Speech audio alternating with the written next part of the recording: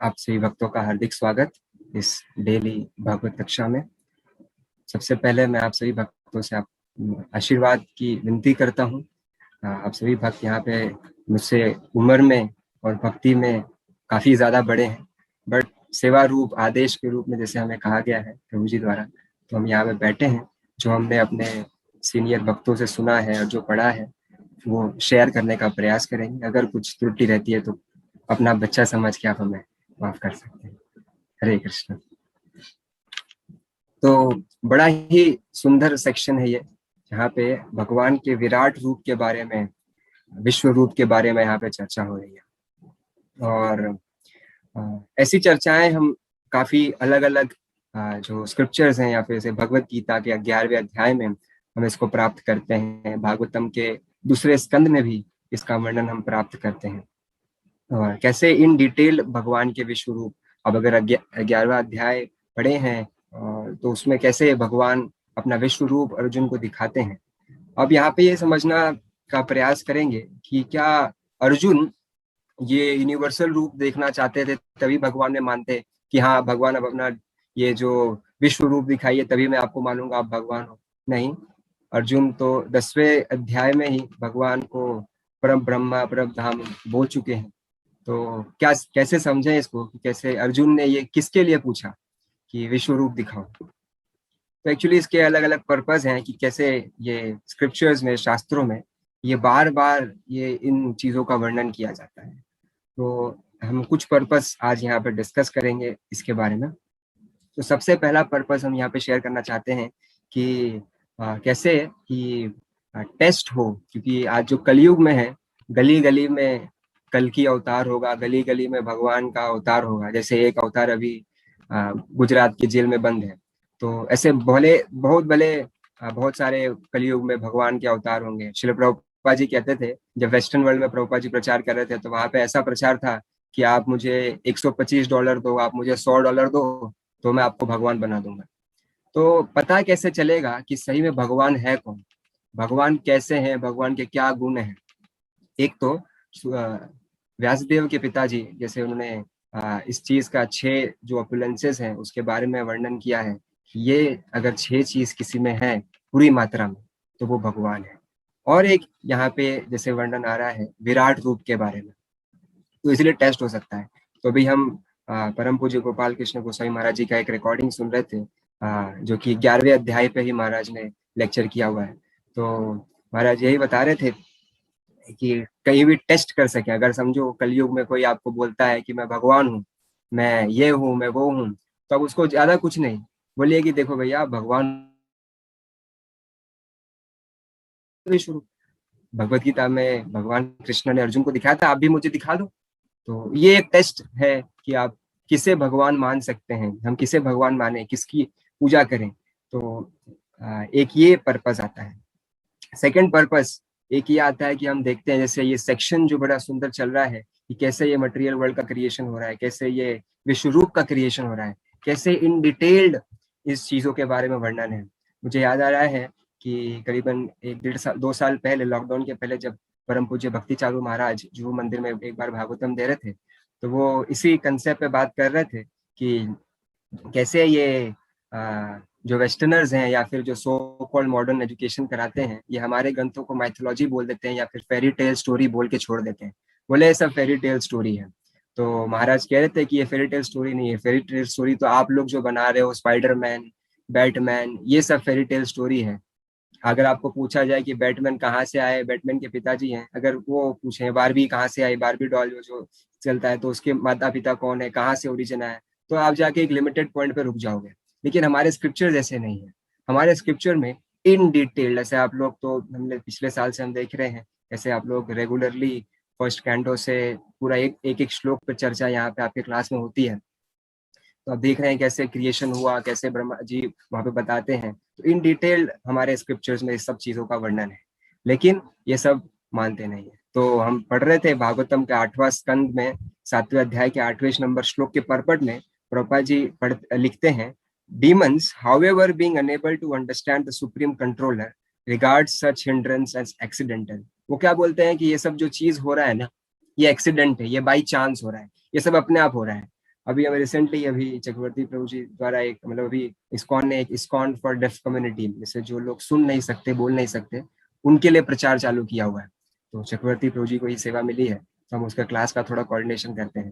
तो उसके उनके डेफ कम्युनिटी के कुछ जो लोग बोल सकते हैं उनसे हम ऐसा चर्चा कर रहे थे। तो उस कंसेप्ट पे बात कर रहे थे कि कैसे ये जो प्रॉब्लम्स हैं या फिर जो लोग डेफ हैं या फिर कुछ भी प्रॉब्लम्स हो रही हैं, ये आइडियली एक्चुअली हमारा टॉपिक था मिस्ट्री ऑफ कर्मा। तो उसके बाद उनका एक आता है कि वो उनका एक पर्सन मुझे कहता है कि प्रो जी आप लोग बाकी सब तो बढ़िया कहते हो, बट ये जो आप कर्मा वाला फैक्टर बोलते हो ना, ये सब मत बोला करो। क्यों? क्योंकि कर्मा एक्चुअली ऐसा कोई कर्मा जैसा कुछ होता ही नहीं है। ये कर्मा उर्मा नहीं, ये जो डेफ है ये डेफ इसलिए हो गए हैं क्योंकि जब ये माता के गर्भ में थे तो बायोलॉजिकल टूल डिसऑर्डर हो गया, ऐसा हो गया, वैसा हो गया, तो इसके वजह से ये लोग डेफ हैं। ये कोई ऐसा कर्मों की वजह से थोड़ी ना है, ऐसा पिछले जन्म के कर्म ऐसा तो कैरी फॉरवर्ड कुछ होता है क्या? ऐसा कुछ होता नहीं है। तो हमने कहा ठीक है। तो हमने बोला ठीक है, तो जैसे फॉर एग्जाम्पल लेते हैं कि आचार्य सेवादास डेफ है और आप डेफ नहीं है, तो दोनों के बीच में डिफरेंस क्या आप बता रहे हो कि बायोलॉजिकल डिसऑर्डर है। तो ये बायोलॉजिकल डिसऑर्डर ये आचार्य सेवादास की मदर को ही क्यों हुआ, क्यों आपके मदर को क्यों नहीं हुआ? ये चीज कारण क्या है? तो everything there is a purpose, कुछ ना कुछ तो रीजन है। बाई चांस नहीं हो रहा है चीजें, कि ऐसे नहीं कि कुछ हो गया। ऐसे ही आज मैं यहाँ क्लास दे रहा हूँ कि कुछ कारण के वजह से हो रहे हैं। हम लोग यहाँ मिले हैं, कुछ कारण है, कुछ पर्पस है। हम यहाँ तो मिले हैं भगवान के दिव्य गुणों के बारे में चर्चा करने के लिए, और अपने आप हम कैसे प्रगति करें भक्ति में, इसके लिए ऑनलाइन एसोसिएशन है। तो एवरीथिंग हैज पर्पस, ऐसे नहीं कि अपने आप हो गया चल रही है सिस्टम। तो अल्टीमेटली वो थोड़ा तो एग्री हुआ कि बाई चांस नहीं होता। अब धीरे धीरे हमारा और प्रयास है कि हम तो रेगुलरली उनके लिए क्लास कर रहे हैं, तो कैसे हम धीरे धीरे और इस चीज पे कंसेप्ट पे बात करें आगे। तो ये एक पर्पस ये भी है कि हम भले भांति समझें कि ये जो यूनिवर्स है ये ऐसे ही नहीं, या फिर ये ऐसे ही नहीं चल रहा है, सब कारण है। आज हम कुछ भी चीज देखते हैं, बिल्डिंग देखते हैं, तो उसको बनाने वाला कोई है। जैसे ये जूम, ये होस्ट, हाँ, दयालु गोविंद प्रभु कर रहे हैं, तो कोई इस चीज के पीछे है, कोई है कारण, ऐसा नहीं कि अपने आप चल रहे हैं। तो ये अंडरस्टैंडिंग हमें आए कि सब के पीछे कुछ कारण है। सर्व कारण कारणम ईश्वर परम कृष्ण सच्चिदानंद विग्रह अनादिरादिर गोविंदा सर्व कारण कारणम। तो भगवान कृष्ण सभी चीज के कारण है। और हम एक्चुअली आप लोग ने देखा ही होगा कैसे भगवान कृष्ण से 4 एक्सपांशन होते हैं, फिर बलराम जी से और ऐसे ऐसे एक्सपांशन होके, और कैसे जीव कैसे आता है। तो वो पूरा एक्सपांशन इस चीज में डिटेल्ड समझाया गया है। अब हम तीसरा पर्पस समझने का प्रयास करेंगे कि भगवान ये चीज क्यों वर्णन है। तो इसका हम एक एग्जाम्पल लेते हैं। जैसे कोई हम ऐसे अभी रिसेंटली अभी हमारे यूथ फोरम ने IIYC ने एक बहुत बड़ा प्रोग्राम किया डॉक्टर विवेक बिंद्रा प्रभु जी द्वारा, वेणु माधव प्रभु जी द्वारा। तो उसमें करीबन हमने वर्ल्ड रिकॉर्ड सेट किया। 1,55,400 कुछ लोगों ने पार्टिसिपेंट्स रजिस्टर ऑनलाइन देख रहे थे। तो हमने वर्ल्ड रिकॉर्ड श्रील प्रभुपाद जी के 125th एनिवर्सरी को लेके हमने प्रभुपाद जी को अर्पित करना था, हमारे IIYC डिवोटी ने। तो वो अर्पित किया प्रभुपाद जी को कि प्रभुपाद जी देखिए आपकी भगवत गीता लेके हमने ऐसा बड़ा प्रोग्राम किया। तो हम देख रहे थे कि उसका प्रचार कर रहे थे कि ये बिजनेस योगा फ्रॉम भगवत गीता। तो जब भी हम स्पीकर के बारे में कहते हैं कि स्पीकर जो विवेक बिंद्रा जी है, Asia world largest motivational speaker, ऐसे वैसे वैसे, तो काफी लोग अट्रैक्ट हो रहे थे कि अरे हाँ हम भी आएंगे, हम भी आएंगे, हम भी आएंगे। वैसे हम और यूथ फोरम में प्रोग्राम्स करते हैं। जैसे मैं भी जब पहली बार यहाँ पे जुहू में आया, मंदिर में ऐसे दर्शन करने आए थे, तो मुझे भी एक प्रोग्राम के बारे में रजिस्ट्रेशन करवा दिया कि ये तरंग फेस्टिवल है मेरा भारत का, और इसके स्पीकर जो है मुकु माधव दास, और ME in structural engineering, IIT PhD from IIT Bombay, philosophy, ऐसा। तो मैं बोला अरे अरे इतने अच्छा, इतने बड़े स्पीकर है ऐसा। तो ये चीज है कि अभी हम उस समय तो अभी भी डिवोटी नहीं है, तो बट उस समय क्या होता है कि ऐसे मटेरियल क्वालिफिकेशन हमें अट्रैक्ट करती है। और भी आप देखेंगे काफी बड़े बड़े जो स्पीकर्स होते हैं, अगर कोई लेक्चर देने आ रहा है, अगर आप उनके मटेरियल गुणों को अगर बताएंगे तो क्या होता है, जो नए लोग हैं, नए भक्त हैं, उनको थोड़ा अट्रैक्टिव लगता है कि अरे ये देखो ये इतना बड़ा बिजनेसमैन है, ये इतना बड़ा पढ़ाई लिखाई कर रहे हैं, अमेजोन में जॉब करते हैं, MBA की है, सिम्बोइसिस से, विप्रो में HR मैनेजर थे, तो ये सब करते हुए भी भक्ति कर रहे हैं, इतना कैसे कर रहे हैं। तो ये क्या होता है कि ये रिलेट करते हैं लोग, अपना एग्जाम्पल रिलेट करते हैं। तो इसी की वजह से भगवान ये अपना मटेरियल ऑपुलेंस एक्चुअली दिखाते हैं। कैसे दिखाते हैं? जैसे ये इम्पर्सनलिस्ट होते हैं, ये क्या करते हैं, भगवान में बिलीव तो करते नहीं है। ये क्या मानते हैं कि ये नेचर है, ये पर्वत है, ये झाड़ है, उनको अप्रिशिएट करते हैं। तो हमने देखा हुआ है कैसे कि जो ये अलग अलग फीचर या फिर कैसे ये मटेरियल यूनिवर्स, ये मटेरियल क्रिएशन है, ये भगवान का ही एनर्जी है।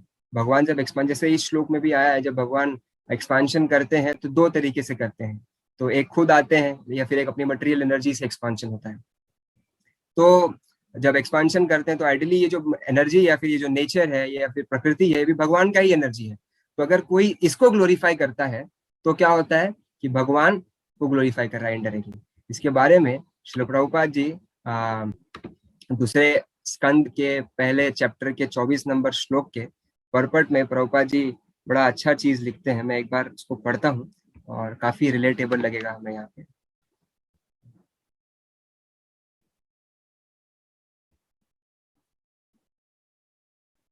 हाँ, भगवान के विराट रूप का प्राकट्य एक साथ नास्तिकों के लिए चुनौती तथा असुरों के लिए कृपा है। देखिए समझिए, नास्तिकों के लिए चुनौती, जो लोग भगवान में नहीं मानते उनके लिए चुनौती है, और जो असुर हैं उनके लिए कृपा है। तो ये कृपा कैसे है? जो भगवान को विराट समझ सके और इस तरह धीरे धीरे अपने हृदय के मल को स्वच्छ कर सके, जिससे वे निकट भविष्य में भगवान के दिव्य रूप को सचमुच देखने के योग्य हो सकेंगे। यह समस्त नास्तिकों तथा निपट भौतिकवादियों के लिए सर्वदयालु भगवान का वरदान है। तो हम देख सकते हैं कि भगवान कितने दयालु हैं। भले ही ये व्यक्ति भगवान क्या कह रहे हैं, भगवान क्या करते हैं कि ऐसे मटेरियल यूनिवर्स बनाते हैं, मटेरियल एनर्जी से अपना ओपुलेंस दिखाते हैं।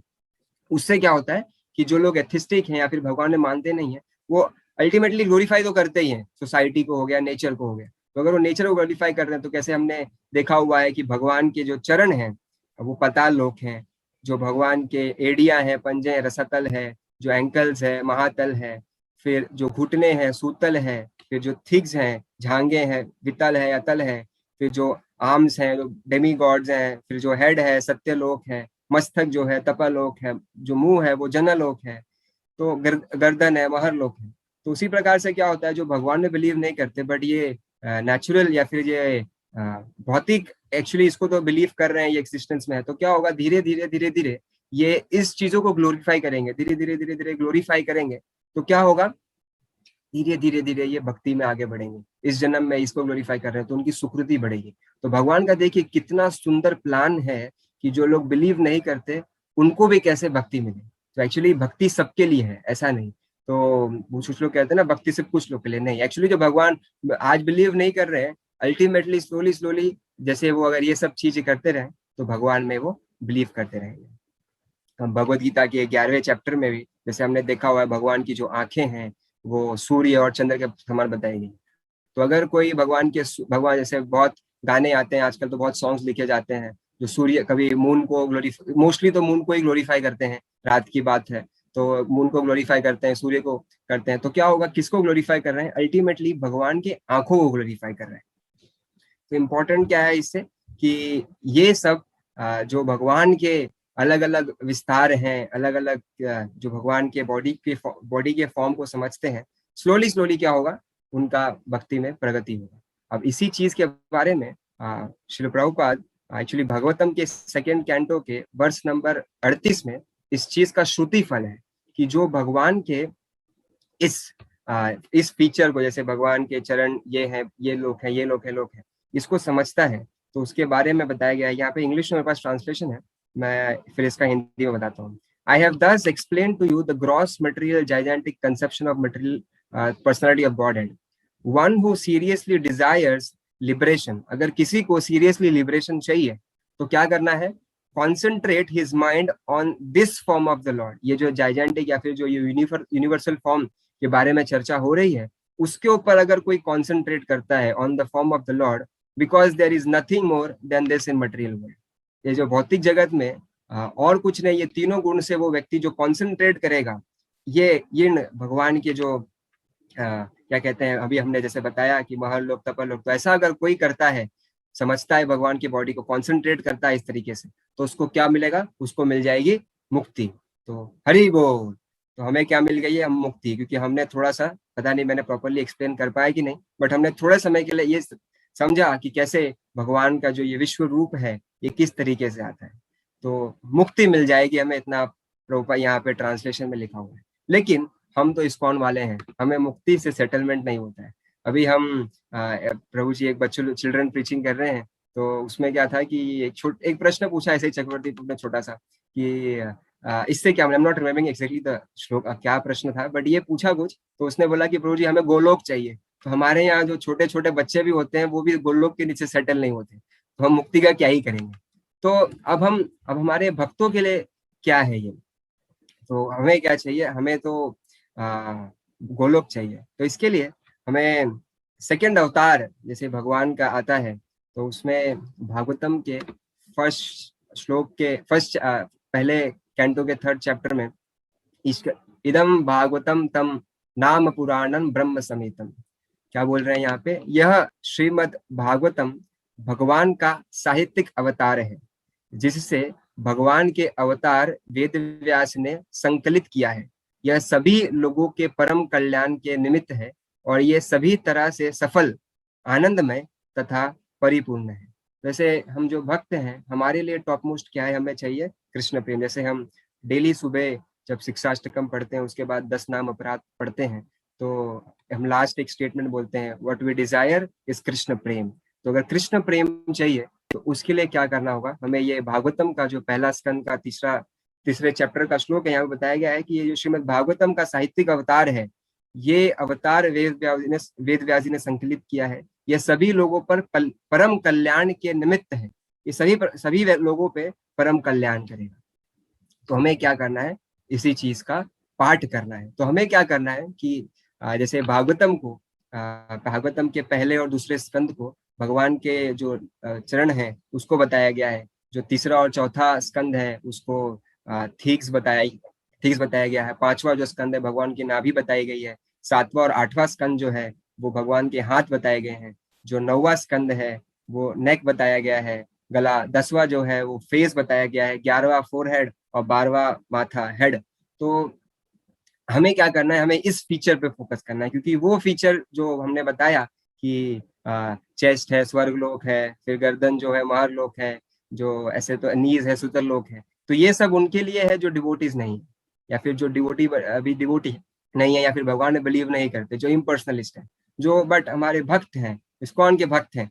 तो प्रभुपाद जी ने ये बताए हैं कि कैसे भागवतम ये है। तो इसी प्रकार से अभी हम लोग आज, आप लोग तो सीनियर डिवोटीज हैं, आप लोग ने तो आगे तक काफी पूरा भागवतम पढ़ लिया होगा। जैसे अभी हम आज की चर्चा करें तो आज हम तीसरे स्कंद पे हैं। तो तीसरे स्कंद भगवान के तीसरे और चौथे स्कंद को भगवान की थाइस बताई गई है। तो उस प्रकार से तो अभी हम भगवान के थाइस तक पहुंचे हैं। धीरे धीरे जैसे हम 12वें स्कंद तक पहुंचेंगे तो हमें भगवान कृष्ण प्रेम प्राप्त हो जाएगा। इसके आगे हम इस श्लोक का जो अभी हमने फर्स्ट कैंटो का पढ़ा, उसका हम ट्रांसलेशन में प्रभुपाद जी बड़ा ही सुंदर चीज लिखते हैं, हम उसको एक बार पढ़ेंगे।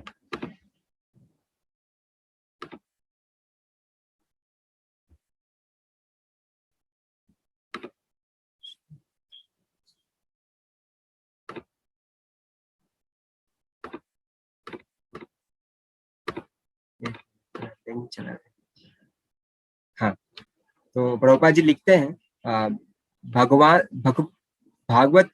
भागवत के अध्ययन से वे सारे लाभ प्राप्त हो सकते हैं जो भगवान के साक्षात उपस्थिति से होते हैं। देखिए बहुत सुंदर लाइन है, भागवत के अध्ययन से वो सारे लाभ प्राप्त हो सकते हैं जो भगवान के साक्षात उपस्थिति से होते हैं। यह भगवान कृष्ण ने उन समस्त आशीर्वादों को प्रदान करने वाला है जो भगवान के साक्षात संपर्क से मिल सकता है। तो जो भगवान के साक्षात संपर्क, अगर भगवान श्री कृष्ण आज हमारे साथ पर्सनली एसोसिएट करें, तो जो हमें आशीर्वाद या फिर जो हमें फील होगा वो हमें जब हम भागवतम पढ़ेंगे तो वो हमको रियलाइज हो जाएगा। तो भगवान के इतने सारे ऐश्वर्य को जान के अभी तक हमने जो समझा कि भगवान के ऐसे ऐसे हैं, और भी आप लोग ने आगे तक अभी तक सुनते हुए आ रहे हैं कि भगवान का क्या ऐश्वर्य है और भगवान को जानकर क्या होगा। ये सब एक्चुअली ऐश्वर्य को जानकर क्या हो गया और क्या होगा, और जो स्क्रिप्चर्स में है बार बार इन ऑपुलेंसेस पे क्यों बल दिया गया है। एक तो बल इसलिए दिया गया है कि हम कभी भूले ना।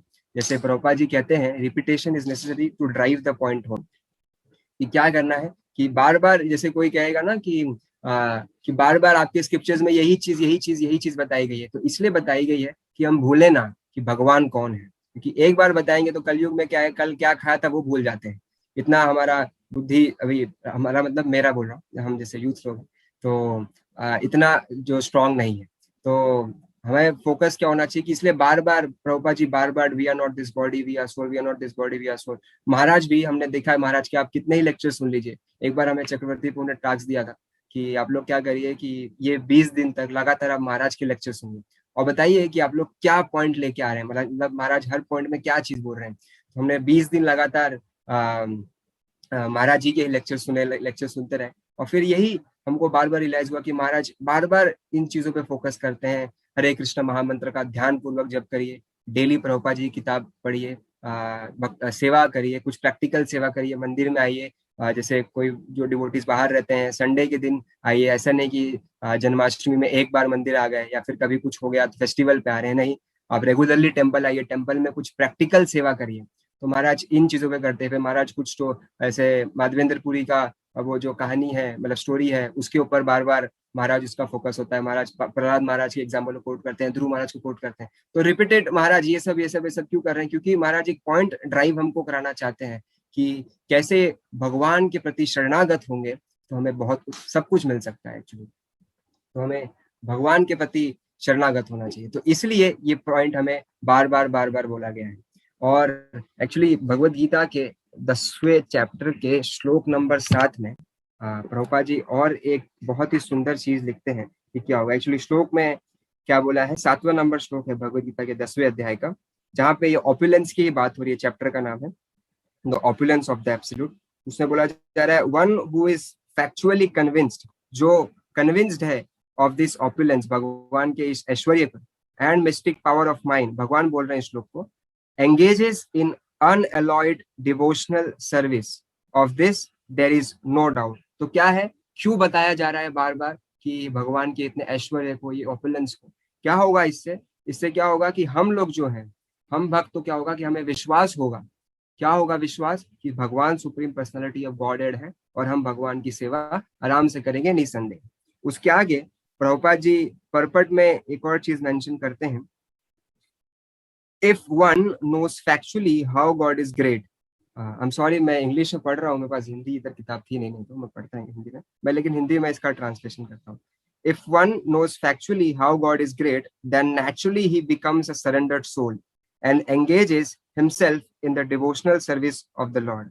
कि अगर कोई भगवान के इन गुणों को अपने आप समझेगा, जानेगा, तो नेचुरली वो भगवान के प्रति सरेंडर हो जाएगा और भगवान की सेवा करेगा। When one factually knows the opulence of the Supreme, there is no alternative but to surrender to him। अगर भगवान के इस ऑपुलेंस को कोई समझेगा, पूरा समझ जाएगा, तो क्या अल्टीमेटली उसको पता है कि he is only the supreme personality of God, यही है जिनके प्रति, ये टॉप मोस्ट है, इनके प्रति सरेंडर होना है। हमको अपने बॉस के प्रति नहीं, हमको अपने मैनेजर के प्रति नहीं, हमको अपने सोसाइटी लीडर्स के प्रति नहीं, हमें किसके प्रति सरेंडर करना है? हमें सुप्रीम ब्रह्म को, भगवान श्री कृष्ण के प्रति सरेंडर करना है। क्योंकि बड़ा कंफ्यूजन है आज हम देखते हैं, हम जैसे यूथ हैं तो देखते हैं, हमने अपने कॉलेज में देखा हुआ है कि कैसे हम किसके प्रति सरेंडर होते हैं। कॉलेज के जो लीडर्स होते हैं उनके प्रति सरेंडर होते हैं, ऑफिस में जाते हैं तो मैनेजर्स के प्रति, फिर और ऐसे ऐसे ऐसे धीरे धीरे हम और एक्सपांड करते हैं, क्लब्स में जाते हैं, सोसाइटीज में पार्टिसिपेट करते हैं तो सोसाइटी का प्रेसिडेंट के प्रति सरेंडर हो जाते हैं, ऐसा ऐसा वैसा। बट ऐसा नहीं, हमें भगवान के प्रति और भगवान के भक्तों के प्रति सरेंडर होना है।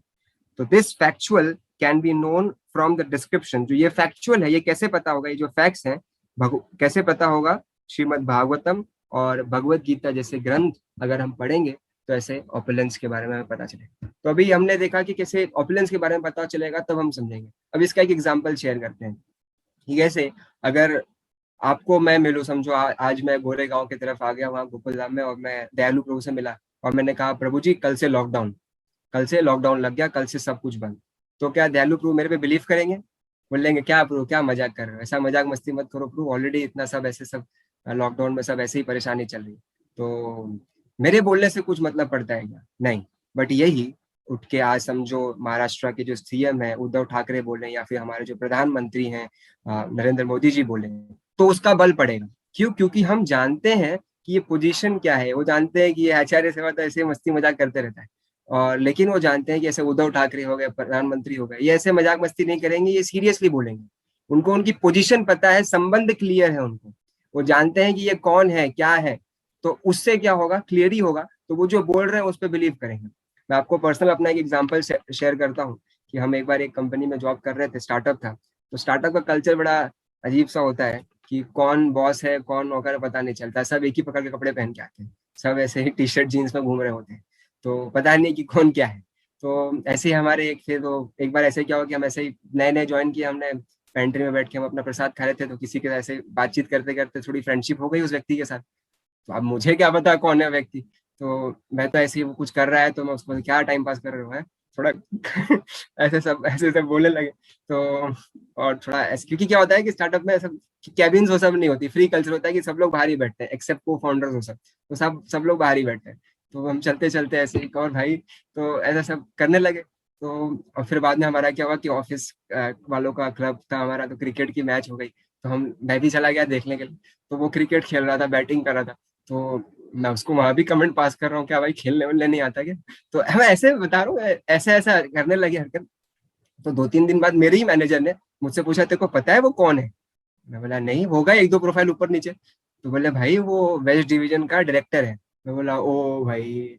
तो तो क्या होता है कि ऐसा अगर क्लियर ना हो, संबंध पता ना हो, तो क्या होगा पता नहीं।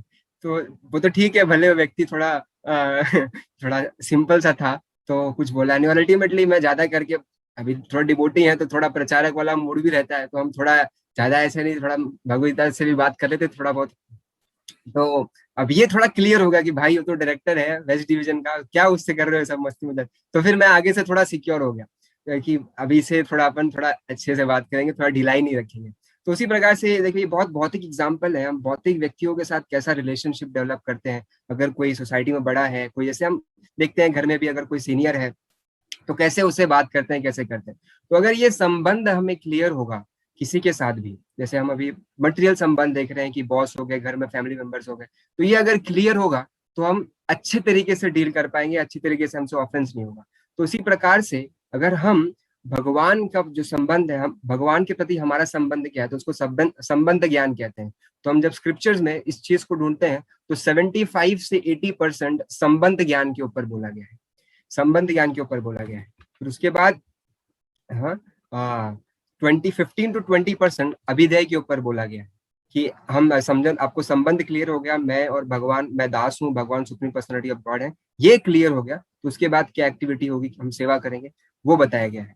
फिर प्रयोजन में रिजल्ट की प्रेम, तो वो 5%, ज्यादा इसके बारे में वर्णन नहीं किया गया। तो देख रहे हैं हम स्क्रिप्चर्स में भी 75 to 80% इस चीज पे फोकस किया जाता है कि अपना संबंध क्लियर करें। प्रभुपाद जी अपने सारे लेक्चर्स में इस कंसेप्ट पे बड़ा बात किए हैं कि संबंध, try to understand your position and position of supreme personality of God, कि अगर हम इसको अगर समझ जाएं, तो देखो इसको अगर समझ गए, जैसे हमने बताया प्राइम मिनिस्टर अगर बोलेगा दयालु प्रभु को, तो अलग डिफरेंस होगा, मैं बोलूंगा अलग होगा। हम अपने ऑफिस में कैसे डीलिंग करते हैं, तो क्या होगा, अगर संबंध क्लियर होगा तो हम अच्छी तरीके से भगवान की सेवा कर पाएंगे। जैसे फॉर एग्जाम्पल आज कुछ पता चल गया कि समझो हमारे घर पे कोई एक बहुत ही सोसाइटी के लीडर हैं, आने वाले हैं, कोई सिंपल चलो पॉलिटिशियन ले लेते हैं, या फिर कोई ऐसा है कि कोई आने वाला है, तो हम किस प्रकार से सेवा करेंगे, मतलब अच्छा बनाएंगे कि आएगा तो पहले उसको खाने में ये देंगे, फिर पानी के साथ ये देंगे, फिर थोड़े समय के लिए बात होगी तो एंटरटेन कैसे करेंगे, फिर बाद में लंच करेगा तो फिर उसके अंदर क्या क्या आइटम होना चाहिए, क्या क्या डिश होना चाहिए। तो जब कोई भौतिक व्यक्ति, अगर कोई लीडर आता है, या फिर कुछ ऐसा कोई स्पेशल व्यक्ति लीडर हो गया, या फिर कोई स्पेशल व्यक्ति आपके बट निकट है तो आ रहा है, ऐसे कोई माँ है उसका बेटा आ रहा है, तो कैसा एकदम अच्छी तरीके से प्रिपरेशन होता है, क्या क्या करते हैं, क्योंकि संबंध क्लियर है, जो आ रहा है संबंध क्लियर है। तो उसी प्रकार से हमारा अगर भगवान के साथ संबंध क्लियर होगा कि भगवान कौन है, तो हम भगवान की सेवा बहुत अच्छी तरीके से कर पाएंगे।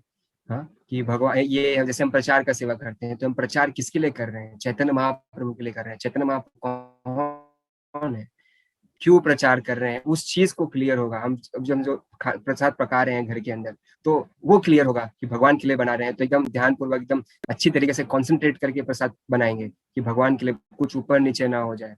तो इस प्रकार से महाराज, तो हमने देखा है काफी डिवोटीज जब महाराज आते हैं, तो कुछ डिवोटीज हमारे गार्डन बनाते हैं महाराज के लिए, तो बड़ा ध्यान से पूर्वक बनाते हैं। तो क्या होता है कि संबंध क्लियर है कि गुरु महाराज हैं, तो इसके लिए ये होगा तो काफी चीजें अंडरस्टैंडिंग होगी। तो हमने प्रयास या फिर जो विश्व रूप या फिर जो भगवान के अलग अलग ऐश्वर्य हैं, ये शास्त्रों में क्यों बताए गए हैं, हमने सोचा कि इसका थोड़ा कुछ शेयर करें। पहला हमने बताया कि ये टेस्ट पता चले कि कौन भगवान कौन है। आजकल तो सभी अपने आप को भगवान कहते हैं। आजकल तो कोई अगर आपको ऑक्सीजन सप्लाई कर दे रहा है, या फिर अगर आपको कुछ कर दे रहा है, या फिर आपको कुछ खाना पहुंचा दे रहा है इस कोरोना सिचुएशन में, तो उसकी मंदिर बन रही है, उसके पुतले बनाए जा रहे हैं, राइट। तो आप लोग देख रहे हैं सोसाइटी में यही सब चीज चल रहा है। तो सही चीज क्या है, इसको एस्टैब्लिश करने के लिए ये चीज बताया गया है। फिर हमने देखा कि कैसे कुछ लोग हैं जो क्रिएशन को मानते हैं, बट उसके पीछे कौन है उसको नहीं मानते, कहते हैं बाई चांस चल रहा है, सब अपने आप चल रहा है, राम भरोसे नहीं, बोले पता नहीं किसके भरोसे चल रहा है। तो राम भरोसे बोले फिर भी ठीक ही है, नहीं बोलते हैं वो दिक्कत है। तो ये किसके भरोसे चल रहा है वो क्लियर नहीं है, तो वो चीज पता चले।